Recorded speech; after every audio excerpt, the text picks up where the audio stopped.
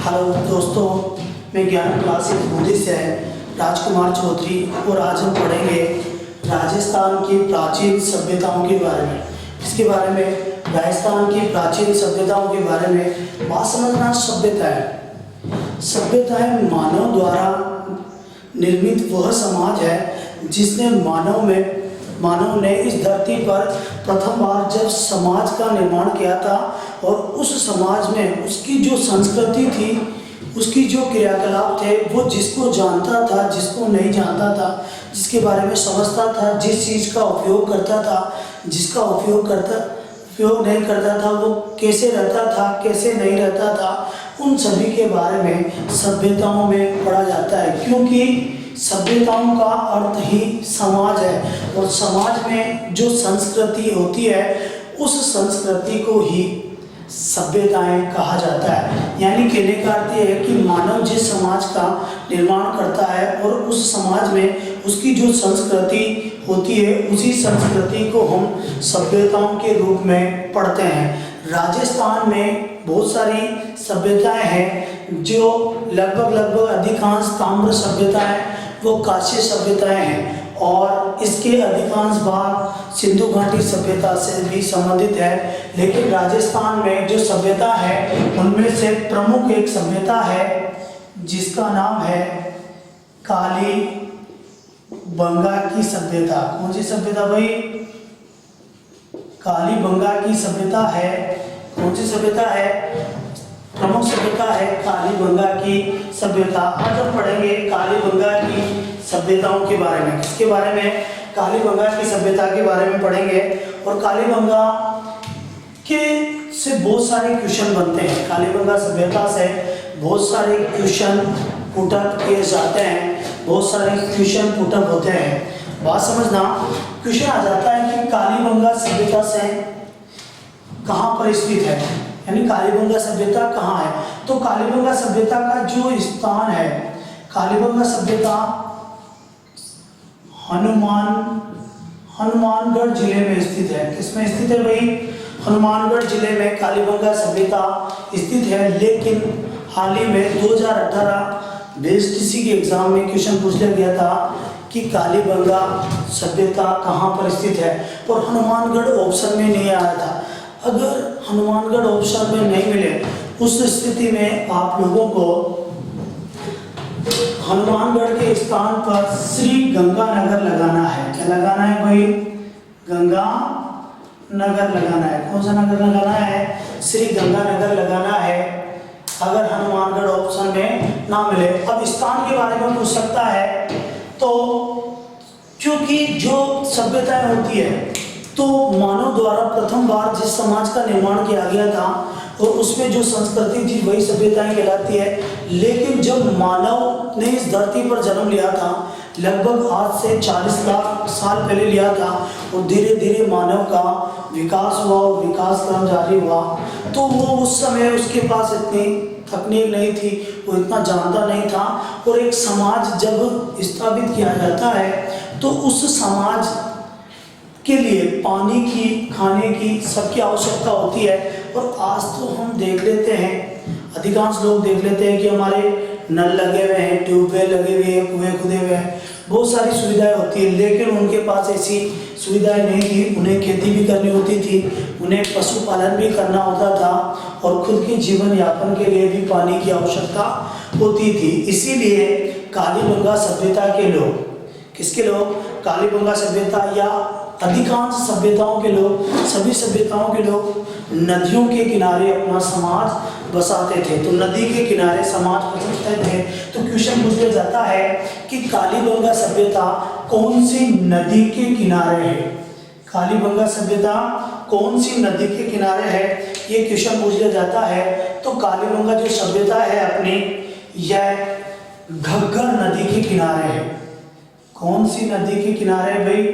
घग्गर नदी के किनारे है। घग्गर नदी राजस्थान में होकर गुजरती है और जब बरसात के काल में इसमें पानी बहुत आ जाता है तो इसका पानी पाकिस्तान के फोर्ट अब्बास तक चला जाता है।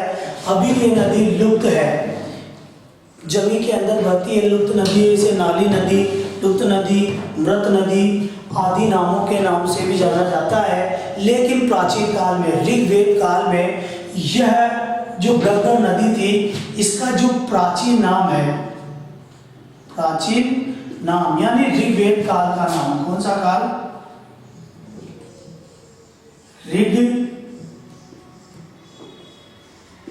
ऋग्वेद काल का जो नाम है, ऋग्वेद काल का जो नाम है वो है सरस्वती। इस नदी का नाम क्या था? सरस्वती नदी था। और ऋग्वेद में सरस्वती नदी भारत की सबसे प्रमुख नदी थी और पवित्र नदी मानी जाती थी। ऋग्वेद के अधिकांश श्लोकों का निर्माण भी सरस्वती नदी के किनारे ही बैठकर किया गया था। लेकिन आजकल क्वेश्चन पूछ लिया जाता है कि जो ये गंगा नदी है या सरस्वती नदी है, इस नदी को राजस्थान में क्या कहा जाता है? इस नदी को राजस्थान में क्या कहा जाता है? अब आप लोग कहोगे कि राजस्थान में गग्गर कहेंगे, लुप्त कहेंगे, नाली कहेंगे, ऐसे बहुत सारे नाम हैं इसके, ऐसे बहुत सारे नाम हैं, तो वो नाम आपको नहीं मिलेंगे क्योंकि इस नदी को ही राजस्थान में राजस्थान का शोक कहा जाता है। क्या कहा जाता है इसे? राजस्थान का शोक भी कहा जाता है। जो गग्गर नदी है, गग्गर नदी को राजस्थान का शोक भी कहा जाता है। क्या कहा जाता है भाई? राजस्थान का शोक भी कहा जाता है गग्गर नदी को। अब सभ्यताएं नदी के किनारे थी, प्राचीन काल में थी, तो वो तो किसी कारणवश सभ्यताओं का नष्ट हो गया या नष्ट हो गई होगी, तो उनकी सर्वप्रथम खोज भी की होगी। तो क्वेश्चन आ जाता है कि कालीबंगा सभ्यता की खोज कब की व किसने की? कालीबंगा सभ्यता की खोज कब की व किसने की? तो कालीबंगा सभ्यता की खोज अमलानंद घोष ने 1952 ईस्वी में की थी। कब की थी भाई? 1952 ईस्वी में की थी। और हमेशा यही ध्यान रखना है कि कालीबंगा सभ्यता की खोज के बारे में जब भी पूछा जाए तो कालीबंगा सभ्यता की खोज 1952 में अमलानंद घोष द्वारा की गई थी। किसके द्वारा की गई थी? अमलानंद घोष द्वारा इसकी खोज की गई थी। ठीक है, लेकिन क्वेश्चन आ जाता है कभी कभी कि कालीबंगा सभ्यता की खोज कब हुई है, किसने की है? तो अमलानंद घोष ने की है, लेकिन 52 ऑप्शन में मिलता ही नहीं है। और जब 52 ऑप्शन में नहीं मिले उस स्थिति में आपको इस सभ्यता की खोज 1951 लगानी है, क्योंकि माध्यमिक शिक्षा बोर्ड अजमेर की पुस्तक में, माध्यमिक शिक्षा बोर्ड अजमेर की पुस्तक में इसका समय कितना दे रखा है? 1951 दे रखा है। तो कालीबंगा सभ्यता की खोज कितनी हुई? 1952 में। किसने की? अमलानंद घोष ने की। अगर 52 ऑप्शन में नहीं मिले तो 51 लगाना है। अब जब खोज हुई है तो फिर तो उत्खनन भी होगा। खोज हुई है तो उत्खनन भी होगा। क्या होगा भाई? उत्खनन भी होगा। खोज हुई है तो उत्खनन भी होगा। और इसका उत्खनन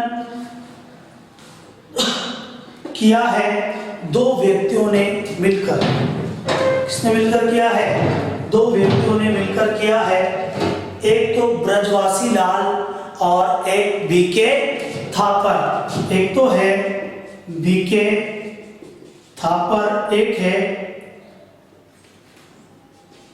बीवी लाल यानी ब्रजवासी लाल। बीके थापर का पूरा नाम है बाल कृष्ण थापर और बीवीलाल का है ब्रजवासी लाल। इन दोनों ने मिलकर 1961 से 1969 तक इस सभ्यता का उत्खनन किया था। जब सभ्यता के बारे में पढ़ रहे हैं तो सबसे पहले हम कालीबंगा सभ्यता के बारे में पढ़ रहे हैं। तो कालीबंगा सभ्यता का एग्जामिनर कभी कभी अर्थ पूछ लेता है कि कालीबंगा सभ्यता का अर्थ क्या होता है। तो आप लोग सब जानते हो कि कालीबंगा सभ्यता का अर्थ काले रंग की चूड़ियां होती है। क्या होती है? काले रंग की चूड़ियां। कालीबंगा सभ्यता का अर्थ क्या होता है? काले रंग की चूड़ियां होता है। क्या होता है भाई? काले रंग की चूड़ियां होता है। लेकिन आप लोग जानते हो काले रंग की चूड़ियां होते हैं, लेकिन वो कभी कभी ऐसा पूछ लेगा कि कालीबंगा सभ्यता का अर्थ काले रंग की चूड़ियां होता है। क्या होता है? काले रंग की चूड़ियां होता है। वो कौन सी भाषा में है? तो अगर ऐसा क्वेश्चन पूछा जाए कि कालीबंगा सभ्यता का अर्थ काले रंग की चूड़ियां है और वो कौन सी भाषा में, तो इसे लिखेंगे ये सिंधी भाषा में है। ये अर्थ कौन सी भाषा में है? सिंधी भाषा में है। कौन सी भाषा में है भाई? सिंधी भाषा में है। जो कालीबंगा सभ्यता थी, कौन सी सभ्यता? कालीबंगा सभ्यता थी। कभी कभी इस सभ्यता के उपनाम पूछ लिए जाते हैं। क्या पूछ लिए जाते हैं? इस सभ्यता के उपनाम पूछ लिए जाते हैं। तो बात समझना, कालीबंगा सभ्यता सिंधु घाटी सभ्यता का एक नगर था। और आप लोगों को पता होगा कि जो सिंधु घाटी सभ्यता थी, कौन सी सभ्यता? सिंधु घाटी सभ्यता भारत, पाकिस्तान व अफगानिस्तान में। सिंधु घाटी सभ्यता भारत, पाकिस्तान व अफगानिस्तान में 12,99,600 वर्ग किलोमीटर क्षेत्रफल में फैली हुई थी। यानी 3 देशों में फैली हुई थी सिंधु घाटी सभ्यता। भारत, पाकिस्तान, अफगानिस्तान में 12,99,600 वर्ग किलोमीटर में, इसे लगभग 13 लाख वर्ग किलोमीटर भी कह देंगे। और ये जो सभ्यता थी ये एक नगरीय सभ्यता थी। इसमें मकान जो थे वो पक्की ईंटों के बने हुए थे। किसके बने हुए थे? मकान, संपूर्ण मकान पक्की ईंटों के बने हुए थे। यानी जैसे कोई नगर होता है, कोई शहर होता है, जैसे बात कर लेते हैं जयपुर शहर है। जयपुर शहर में आप लोग जहाँ पे दिखोगे वहाँ पर सभी जगह आप लोगों को पक्के मकान मिलेंगे। लेकिन जयपुर के आसपास के इलाकों में जाना, जहाँ पर कच्ची बस्तियाँ हैं, वहाँ पर कुछ लोग टेंट लगाकर, कुछ कच्चे से मकान बनाकर रह रहे होते हैं। तो उन बस्तियों को देखकर हम कहते हैं कि बेचारे ये लोग दीनहीन लोग होंगे, गरीब लोग होंगे, गरीब लोग होंगे। और इस बात का पता हमें कैसे चलता है? उनके मकानों वगैरह को देख के चलता है कि ये लोग गरीब लोग होंगे। उसी प्रकार सिंधु घाटी सभ्यता में समस्त मकान पक्के थे, लेकिन कालीबंगा सभ्यता एक नगरीय सभ्यता और ग्रामीण सभ्यता दोनों थी। लेकिन कालीबंगा सभ्यता में जो मकान थे वो कच्चे थे, मकान कच्ची ईंटों के बने हुए थे। इसीलिए कालीबंगा सभ्यता को सिंधु घाटी सभ्यता की दीनहीन बस्ती कहा जाता है या दीनहीन नगर कहा जाता है। इसे सिंधु सभ्यता का दीनहीन नगर कहा जाता है। क्या कहा जाता है भाई? इसे सिंधु घाटी सभ्यता का दीनहीन नगर कहा जाता है। क्या कहा जाता है? सिंधु घाटी सभ्यता का दीनहीन नगर कहा जाता है कालीबंगा सभ्यता को। दूसरा उपनाम है कि जो भारत में सिंधु घाटी सभ्यता थी उस सभ्यता का विस्तार बहुत बड़ा था। 12,99,600 वर्ग किलोमीटर का विस्तार था उस सभ्यता का।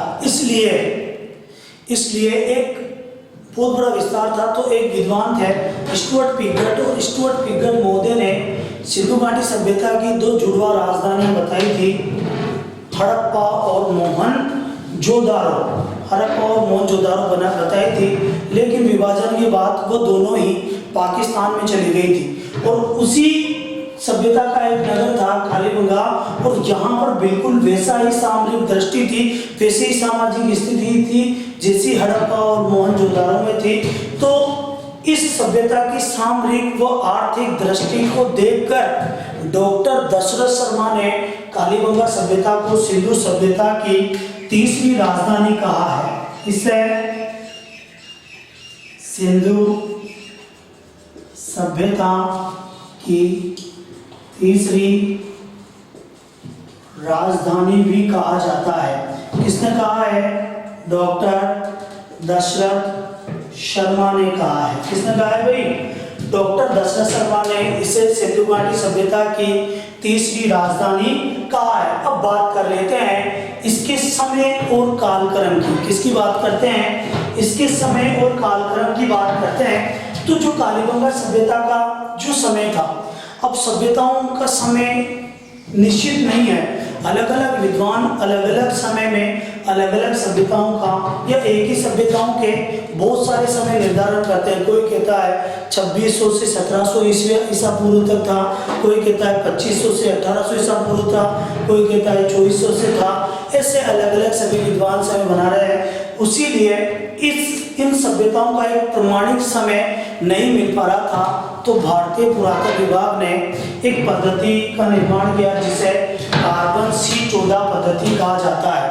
ये कार्बन डेटिंग पद्धति है जिसमें कार्बन का, प्राचीन कार्बन का पता लगा लिया जाता है। और कार्बन अधिकांश जानवरों में, इंसानों में, सभी में लगभग कार्बन के तत्व मिलते हैं। और कार्बन ऐसी वस्तु है जो कभी भी नष्ट नहीं होती। तो उस कार्बन का पता लगा लिया गया, क्योंकि प्राचीन चीजें बहुत सारी मिली थी। उन चीजों से कार्बन लगाया गया कि सबसे प्राचीनतम कार्बन कौन सा था और सबसे नयातम कार्बन कौन सा था। उस आधार पर कालीबंगा सभ्यता और सिंधु घाटी सभ्यता का एक समय और कालक्रम निर्धारित कर दिया गया। कार्बन C14 पद्धति के अनुसार 2300 ईसा पूर्व से 1750 ईसा पूर्व तक।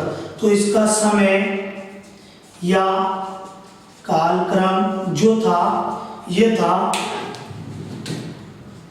2300 ईसा पूर्व से 1750 ईसा पूर्व तक। कब तक? 2350 से 1750 ईसा पूर्व तक कालीबंगा सभ्यता का समय और कालक्रम था। क्या था? समय और कालक्रम था। ठीक है, ये तो थी इसकी नॉर्मल सी जानकारी जहां से डायरेक्ट क्वेश्चन पूछ लिए जाते हैं। अब बात करते हैं इसकी विशेषताओं के बारे में या इस सभ्यता की से जो चीजें प्राप्त हुई है उनके बारे में। लेकिन उससे पहले बात करते हैं कि जो कालीबंगा सभ्यता थी, इस कालीबंगा सभ्यता से जितने भी अवशेष, जितने भी उपकरण प्राप्त हुए हैं, उन सभी को 1883 में, कब? 1883 में, सॉरी 1983 में कालीबंगा सभ्यता से जितने भी उपकरण प्राप्त किए हैं उन सभी को 1983 में कालीबंगा में एक संग्रहालय बनाकर स्थापित कर दिया गया है। क्या कर दिया गया है? कालीबंगा में एक संग्रहालय बनाकर स्थापित कर दिया गया है, जो 1985-86 से कार्यरत है। संग्रहालय कब बनाया गया? 1983 में। और इसे चालू कब किया गया? 85-86 में इसे लागू कर दिया गया था। और यहाँ से जितनी भी जो चीजें मिली है उन्हें एक कालीबंगा में, हनुमानगढ़ में एक संग्रहालय बनाकर स्थापित कर दिया गया है। अब पढ़ते हैं इनकी विशेषताओं के बारे में।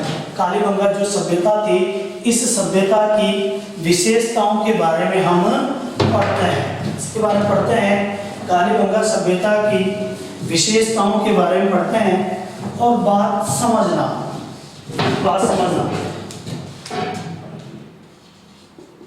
कालीबंगा की विशेषताएं, कालीबंगा सभ्यता की विशेषताएं, बात समझना। जो कालीबंगा सभ्यता थी, कौन सी सभ्यता थी? कालीबंगा सभ्यता एक समचतुर्भुज आकार में बसी हुई थी। किसमें बसी हुई थी? समचतुर्भुज आकार में बसी हुई थी, क्योंकि यहाँ पर सड़कें चौड़ी थी और एक दूसरे को समकोण पर काटती थी, बिल्कुल समकोण चतुर्भुज के समान। बिल्कुल ऐसी यह सभ्यता बनी हुई थी और जिसमें सड़कें चौड़ी थी और एक दूसरे को समकोण पर काटती थी। कैसे काटती थी? एक दूसरे को समकोण पर काटती थी। पाषाण कालीबंगा सभ्यता समचतुर्भुज आकार में बसी हुई थी, क्योंकि यहाँ पर अधिकांश जो नगर थे उसमें सड़कें चौड़ी थी, एक दूसरे को समकोण पर काटती थी और बिल्कुल नगरीय सभ्यता थी। क्या थी?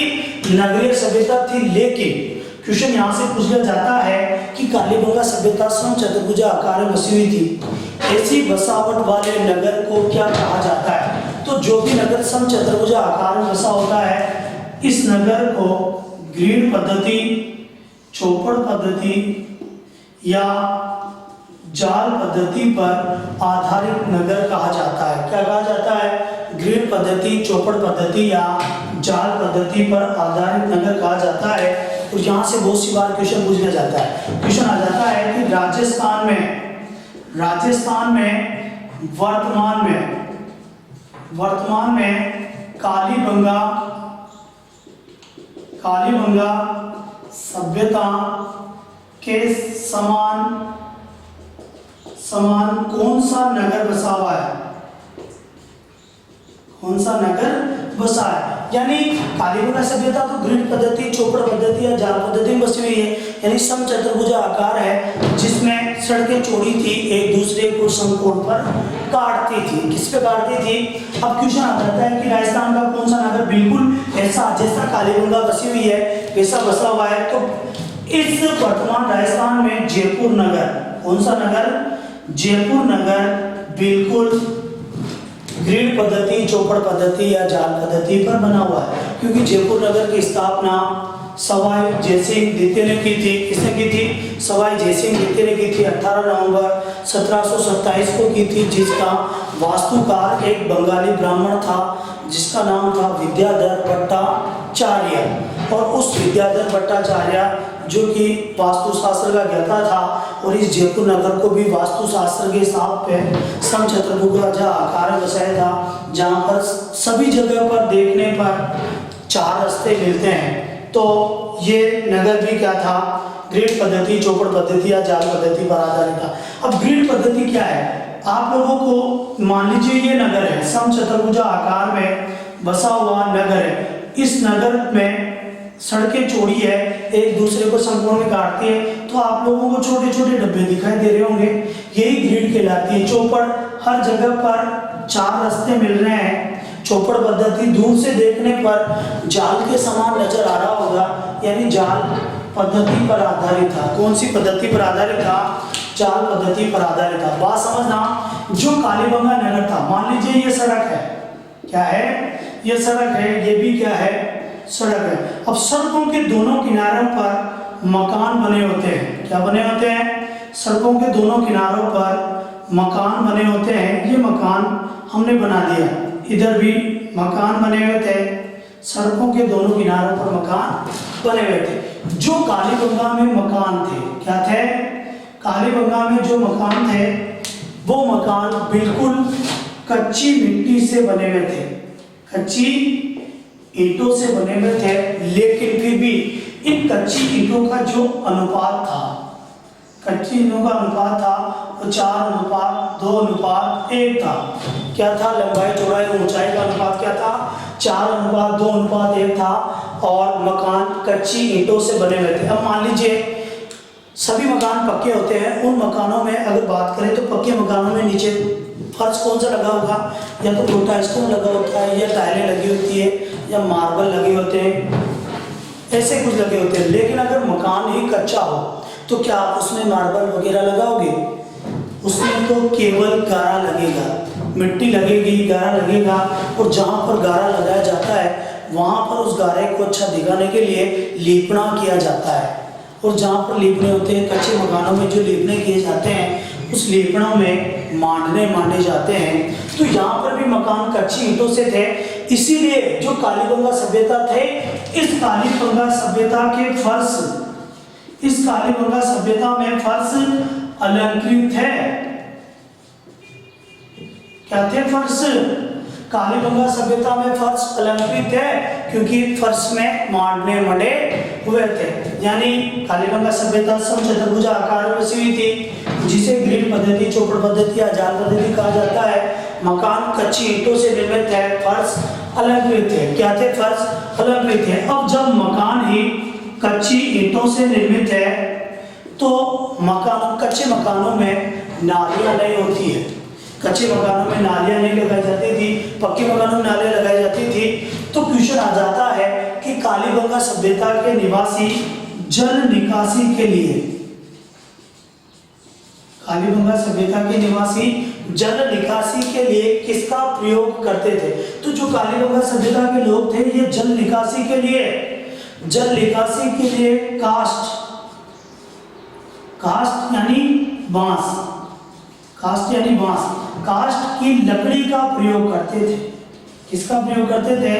काष्ठ की लकड़ी यानी बांस की लकड़ी का प्रयोग करते थे, क्योंकि बांस आधा तो खोखला होता है, उस बांस को पूरा खोखला करता है। कालीबंगा सभ्यता के लोग काष्ठ की लकड़ी या बांस की लकड़ी का प्रयोग करते थे, कालीबंगा सभ्यता में प्रयोग करते थे। काष्ठ या बांस की लकड़ी का प्रयोग करते थे वो लोग। कौन से लोग? कालीबंगा सभ्यता के लोग। अब क्वेश्चन आ जाता है कि कालीबंगा सभ्यता के लोग बांस की लकड़ी का प्रयोग जल निकासी के लिए करते थे, तो क्या वो सुरक्षा की दृष्टि से उत्तम थी या नहीं थी? तो बात समझना, जो बांस की लकड़ी का वो प्रयोग करते थे जल निकासी के रूप में, वो सुरक्षा की दृष्टि से उत्तम नहीं थी। क्यों नहीं थी? क्योंकि बांस की लकड़ी है और अगर घरों में जल निकासी के लिए पाइप की जगह उसे लगा देंगे, नाली के रूप में प्रयोग करेंगे, तो बांस तो लकड़ी होती है और पानी के प्रभाव से लकड़ी गल जाएगी और गलने से पानी बिखर जाएगा। और वैसे भी मकान कच्चा है तो कच्ची दीवारें पानी के प्रभाव के आगे ढह सकती है, इसीलिए ये सुरक्षा की दृष्टि से उत्तम नहीं थी। क्या नहीं थी? सुरक्षा की दृष्टि से उत्तम नहीं थी। अब जो बात समझना, जो कालीबंगा नगर था, कालीबंगा नगर दो टीलों पर बसा हुआ था। किसी पर बसा हुआ था? दो टीलों पर बसा हुआ था। एक पूर्वी टीला, एक पश्चिमी टीला, एक पश्चिमी टीला, दो टीलों पर बसे हुए थे। जो पूर्वी टीला था, इस पूर्वी टीले को गढ़ी क्षेत्र कहा जाता था। क्या कहा जाता था? गढ़ी क्षेत्र यानी राजमहल, गढ़ी क्षेत्र यानी राजमहल। और जो पूर्वी टीला था, इस पूर्वी टीले को नगर कहा जाता था। क्या कहा जाता था?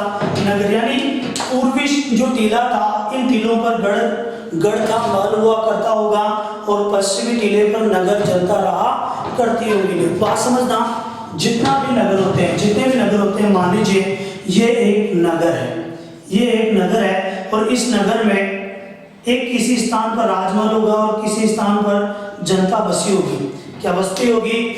जनता बसती होगी। तो नगर को, किसको भाई? नगर को, मान लीजिए ये नगर है, इसमें एक गढ़ी क्षेत्र है और ये अलग अलग जनता के मकान हैं। तो जितना भी नगर होता है, उन सारे नगर को एक विशेष परकोटे में घेर लिया जाता है। सुरक्षा दीवार बना दी जाती है संपूर्ण नगर की। किसकी बना दी जाती है? सुरक्षा दीवार बना दी जाती है, सुरक्षा दीवार बना दी जाती है, ताकि जब भी कोई विदेशी ताकत आक्रमण करे तो जनता भी मदद करे और राजा भी मदद करे। लेकिन बात समझना, कालीबंगा सभ्यता की एक प्रमुख विशेषता ये थी कि कालीबंगा सभ्यता में जो नगर दो गढ़ी क्षेत्र थे, ये गढ़ी क्षेत्र और ये नगर, एक तो था नगर, एक था गढ़ी क्षेत्र। तो ये दोनों ही नगर व गढ़ी क्षेत्र दोनों ही अलग अलग परकोटे में, इसमें अलग अलग परकोटे में विभक्त थे, जबकि नगर व गढ़ी क्षेत्र की सुरक्षा दीवार परकोटा एक ही होता है। लेकिन कालीबंगा सभ्यता की सबसे बड़ी विशेषता ये थी कि कालीबंगा सभ्यता के जो दोनों टीले थे, गढ़ी क्षेत्र व नगर, ये दोनों ही टीले अलग अलग परकोटे से बने हुए थे, घिरे हुए थे, जो भी सुरक्षा की दृष्टि से उत्तम नहीं था, क्योंकि नगर व गढ़ी क्षेत्र दोनों ही अलग अलग परकोटे से बने हुए थे। अगर गढ़ी क्षेत्र पे आक्रमण करेगा तो नगर वालों को पता नहीं चलेगा, नगर पर आक्रमण करेगा तो गढ़ी क्षेत्र को पता नहीं चलेगा, यानी एक दूसरे की वो मदद नहीं कर सकते थे, एक दूसरे की मदद नहीं कर सकते थे। ये कुछ प्रमुख विशेषता थी।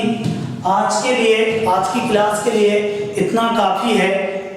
अगला पार्ट जो कालीबंगा सभ्यता का दूसरा पार्ट है, उसमें मैं कल आप लोगों को इसकी बाकी की विशेषताएं आगे पढ़ाऊंगा।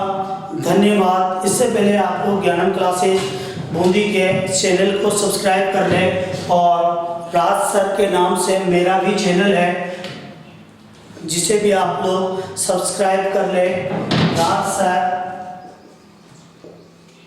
राज सर हिस्ट्री के नाम से है, राज सर हिस्ट्री के नाम से मेरा चैनल है। मेरा मोबाइल नंबर है 9414 812143। आप लोग सभी इन्हें सब्सक्राइब और लाइक जरूर करें। धन्यवाद। इसका अगला पार्ट आप लोगों को कल देखने को मिलेगा।